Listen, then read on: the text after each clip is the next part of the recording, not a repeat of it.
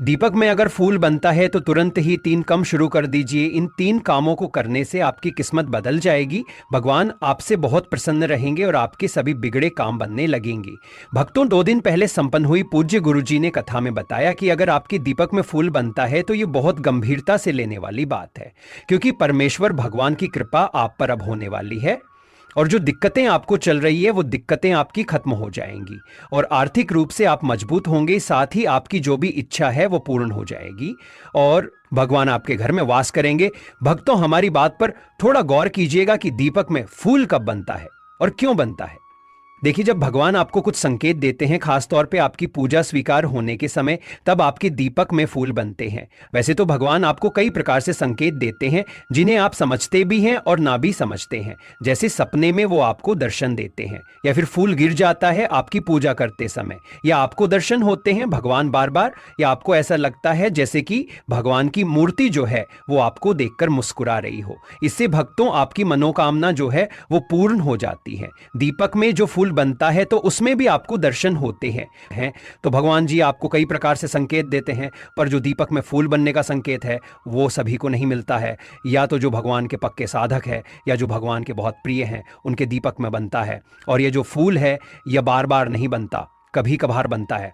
कहीं आप सोचो कि भगवान का संकेत है या भगवान प्रसन्न है तो रोजाना बनेगा। अगर ये फूल आपके दीपक में बनता है तो इसका मतलब है कि भगवान आपसे प्रसन्न है। फिर चाहे फूल 1 बार बने या 2 बार, खास तौर पर ये फूल साधना के समय, नवरात्रि के समय, पितृपक्ष के समय ये फूल ज्यादा बनता है। जो फूल बनता है ये गोल बाती में भी बनता है और लंबी बाती में भी बनता है। कई लोग सोचते होंगे कि लंबी बाती में नहीं बनता, तो ऐसा नहीं है, लंबी और गोल दोनों बाती में बनता है। एक बात और बता दें आपको कि जो फूल बनता है या तो गुलाब का बनता है या कमल का सा बनता है। कई बार आपको लगता है कि नेत्र बने हुए हैं, कई बार आपको ऐसा लगता है कि चित्र बना हुआ है, कई बार सूर्य किसी चंद्र जैसी आकृति दिखती है, कई बार आपको ऐसा लगता है जैसे खड़ या तलवार बनी हुई है।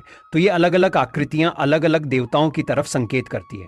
जैसे अगर पुष्प बनता है तो माता रानी की सेवा आप करते हैं, और अगर माता काली की आप पूजा करते हैं तो आपको खड़ या तलवार बनी हुई दिखाई देती है।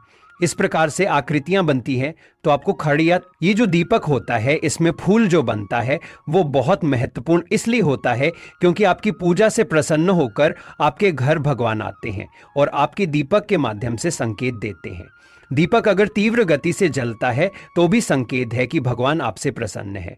पर जब दीपक में फूल बनता है तो आपको ये 3 काम बहुत जल्दी शुरू कर देने चाहिए, क्योंकि इन 3 कामों को करने से भगवान जो आपकी चौखट पर आकर खड़े हैं वे घर में आकर विराजमान हो जाते हैं और स्थायी रूप से आपके घर में वास करते हैं, आपकी तमाम विपदाओं का निवारण करते हैं, आपकी इच्छाओं को पूर्ण करते हैं और हर प्रकार से आपको सुख समृद्धि प्रदान करते हैं। सबसे पहला काम हम आपको बता दें वो है कि अगर दीपक जलने में फूल बना है तो उस फूल को आपको जब तक दीपक जल रहा है तब तक नहीं तोड़ना है। जब दीपक शांत हो जाए तो उस फूल को तोड़ लीजिए, किसी चिमटी से आप तोड़ लीजिए और उसमें घी मिलाकर सिंदूर आप मिला सकते हैं।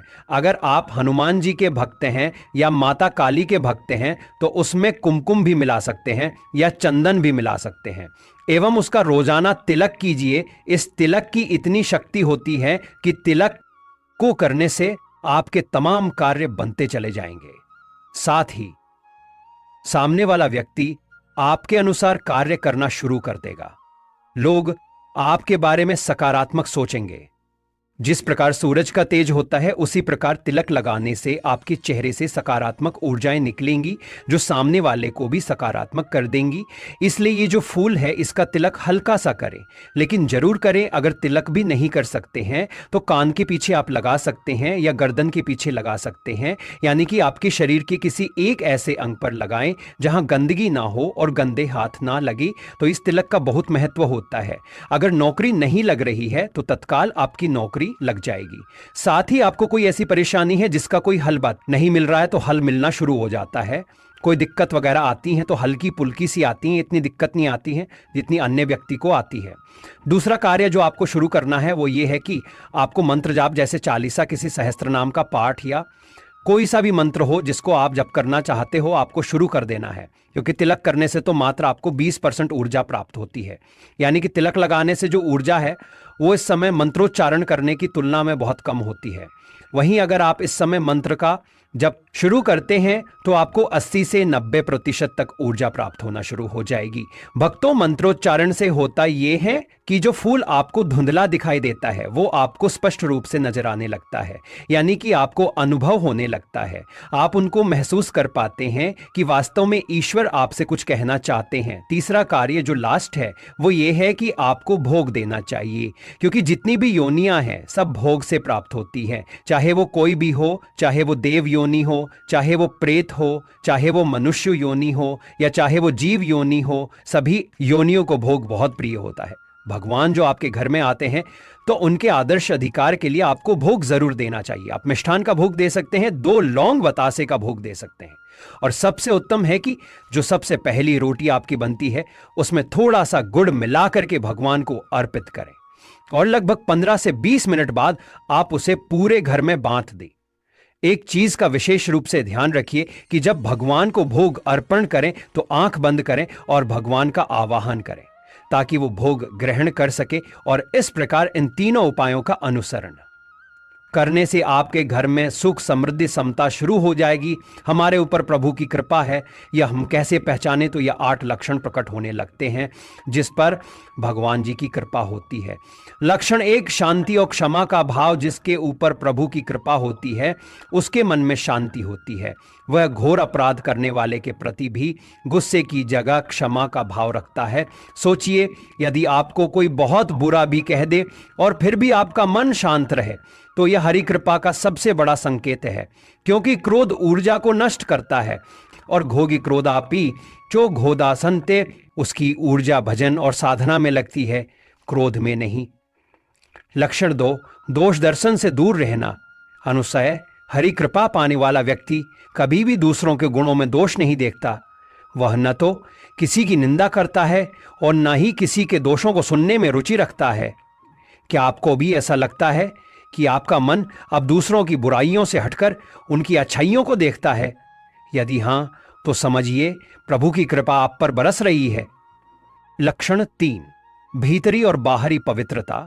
जो व्यक्ति भगवान की कृपा से संपन्न होता है वह न केवल बाहरी रूप से पवित्र रहता है बल्कि उसके मन और हृदय में भी पवित्रता होती है।